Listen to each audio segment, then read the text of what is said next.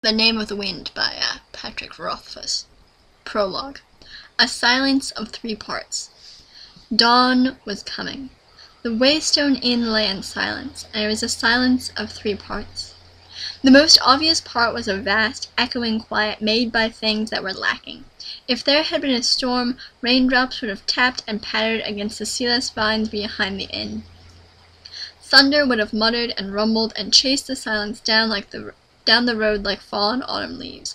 If there had been travelers stirring in their rooms, they would have stretched and grumbled the silence away like fraying, half-forgotten dreams. If there had been music— but no, of course there was no music. In fact, there were none of these things, and so a silence remained. Inside the Waystone, a dark-haired man eased the back door closed behind himself. Moving through the perfect dark, he crept through the kitchen, across the taproom, and down the basement stairs. With the ease of long experience, he avoided loose boards that might groan or sigh beneath his weight. Each slow step made only by the barest tap against the floor. In doing this, he added his small, furtive silence to the larger, echoing one. They made an amalgam of sorts, a counterpoint. The third silence was not an easy thing to notice. If you listened long enough, you might begin to feel it in the chill of the window glass and the smooth plaster walls of the innkeeper's room.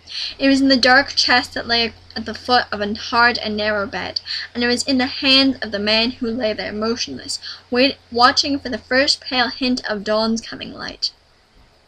The man had true red hair, red as flame. His eyes were dark and distant, and he lay with the resigned air of one who has long abandoned any hope of sleep.